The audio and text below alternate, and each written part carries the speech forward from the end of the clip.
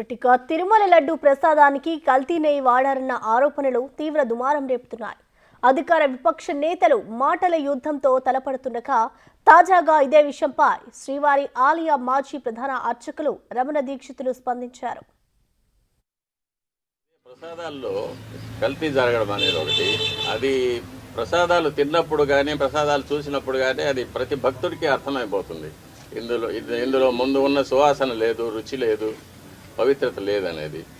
అలాగే అన్నప్రసాదాల్లో కూడా ఈ కల్తీ నెయ్యి వాడి పొంగలు, చక్కెర పొంగలి, సీర మొదలైన వాటిలో కూడా ఇది కలిపి ఉన్నారు. ఇది స్వామివారికి మా చేతులతోనే నైవేద్యం చేయవలసిన దురదృష్టం కూడా మాకు ఏర్పడింది. అది కాకుండా నైవేద్యాలు జరగడానికి స్వామివారికి ఏ ఏ వేళల్లో నైవేద్యాలు చేయాలనేది ఆగమ శాస్త్రం నిర్ణయిస్తుంది. దాని ప్రకారం కూడా ఒక్కొక్కసారి జరగడం లేదు. నైవేద్యం చేయవలసిన సమయాన్ని కూడా కుంచి 10 నిమిషాల్లో అయిపోవాలి, 15 నిమిషాల్లో అయిపోవాలి అనేది అర్చకుల మీద ఒక ప్రెషర్ పెట్టడం, త్వరగా ముగించమని చెప్పి వాళ్ళని తరమడం, ఇవన్నీ కూడా జరుగుతూ ఉన్నాయి. ఇదే ప్రసాదాల్లో కల్తీ జరగడం అనేది ఒకటి. అది ప్రసాదాలు తిన్నప్పుడు కానీ ప్రసాదాలు చూసినప్పుడు కానీ అది ప్రతి భక్తుడికి అర్థమైపోతుంది. ఇందులో ముందు ఉన్న సువాసన లేదు, రుచి లేదు, పవిత్రత లేదనేది. అలాగే అన్నప్రసాదాల్లో కూడా ఈ కల్తీ నెయ్యి వాడి పొంగలు, చక్కెర పొంగలి, సీర మొదలైన వాటిలో కూడా ఇది కలిపి ఉన్నారు. ఇది స్వామివారికి మా చేతులతోనే నైవేద్యం చేయవలసిన దురదృష్టం కూడా మాకు ఏర్పడింది. అది కాకుండా నైవేద్యాలు జరగడానికి స్వామివారికి ఏ ఏ వేళల్లో నైవేద్యాలు చేయాలనేది ఆగమ శాస్త్రం నిర్ణయిస్తుంది. దాని ప్రకారం కూడా ఒక్కొక్కసారి జరగడం లేదు. నైవేద్యం చేయవలసిన సమయాన్ని కూడా కుంచి 10 నిమిషాల్లో అయిపోవాలి, 15 నిమిషాల్లో అయిపోవాలి అనేది అర్చకుల మీద ఒక ప్రెషర్ పెట్టడం, త్వరగా ముగించమని చెప్పి వాళ్ళని తరమడం, ఇవన్నీ కూడా జరుగుతూ ఉన్నాయి. ఇదే ప్రసాదాల్లో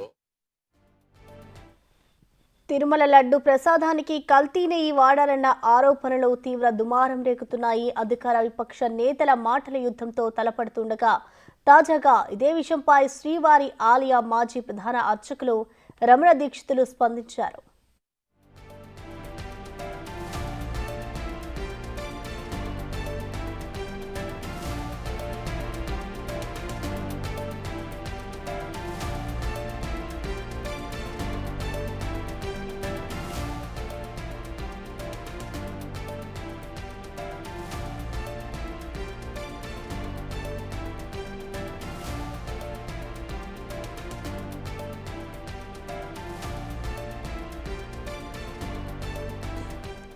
తిరుమల లడ్డు ప్రసాదానికి కల్తీ నెయ్యి వాడారన్న ఆరోపణలు తీవ్ర దుమారం రేగుతున్నాయి.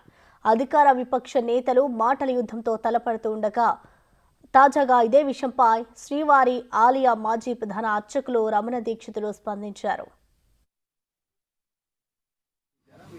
పరిమాణాల్లో కూడా మనం కోవిడ్ వచ్చినప్పుడు దాన్ని సగానికి సగం తగ్గించాము, వినియోగం తక్కువ, భక్తులు లేరని చెప్పి. అది కూడా ఒక తప్పే. అప్పుడు కూడా నేను అబ్జెక్ట్ చేశాను. స్వామివారికి ఎంత పరిమాణంలో ప్రసాదాలు తయారు చేసి నైవేద్యం పెట్టాలనేది ఆగమ శాస్త్రం నిర్ణయిస్తుంది. స్వామివారి యొక్క పరిమాణాన్ని బట్టి, దేవాలయం యొక్క పరిమాణాన్ని బట్టి ఇంత ప్రసాదం స్వామివారికి నైవేద్యం చేయాలనేది ఆగమ శాస్త్రం నిర్ణయిస్తుంది. దాన్ని దిట్టం అంటారు. ఆ దిట్టం ప్రకారమే చేయాలి. దానికన్నా ఎక్కువ చేయడానికి ఎటువంటి అభ్యంతరాలు ఉండవు. కానీ చేయవలసిన దానికన్నా తక్కువ చేస్తే మట్టుకు అది అపచారం అవుతుంది. అది మొన్నటి వరకు కూడా అలాగే జరుగుతూ వచ్చింది. దాన్ని చాలాసార్లు నేను అధికారుల దృష్టికి తీసుకెళ్లాను. ఈఓ గారు దాని మీద స్పందించలేదు. అది అలాగే జరుగుతూనే ఉంది. ఇప్పుడు ప్రభుత్వం స్పందించి స్వామివారికి ప్రసాదాలు అనేకంగా తయారు చేసి, నాకు తెలిసినంత వరకు మేము కైంకర్యం చేసేటప్పుడు గరుడ సేవ నాడు బంగారు వాకిలి వరకు సుమారుగా ఒక 100 గంగాళాలు ప్రసాదం నైవేద్యం పెట్టేవాళ్ళం. కాబట్టి దానికి అప్పర్ లిమిట్ అనేది లేదు. ఇంతకన్నా ఎక్కువ చేయకూడదు అనేది ఎప్పుడు లేదు. కానీ తక్కువ చేయడం మట్టుకు అపచారం అవుతుంది. దాన్ని ప్రభుత్వం దృష్టికి తీసుకెళ్తున్నాము. అది దిట్టం ప్రకారం స్వామివారికి ఏ ఏ వేళల్లో ఎంత ప్రసాదం నైవేద్యం చేయాలనేది దాన్ని తయారు చేసి శుచిగా, శుభ్రంగా, తాజాగా తయారు చేసి స్వామివారికి నైవేద్యం పెడితే స్వామి ఎప్పుడు ప్రసన్నులు అవుతారో అప్పుడు భక్తులకు అందరికీ కూడా మంచి జరుగుతుంది, రాష్ట్రము దేశం సుభిక్షంగా ఉంటుంది. ఎట్లాగైతే సూర్యుడు తన కిరణాలతో నీటిని ఆవిరిగా తీసుకొని వర్షంగా మనకి ఇస్తాడు, అలాగే మనం నైవేద్యం పెట్టే ప్రసాదాల నుంచి సారాన్ని భగవంతుడు గ్రహించి మనకు అనుగ్రహంగా వరాలుగా ఇస్తారని చెప్పేది ఆగమ శాస్త్రంలో చెప్పబడిన సమాచారం అది.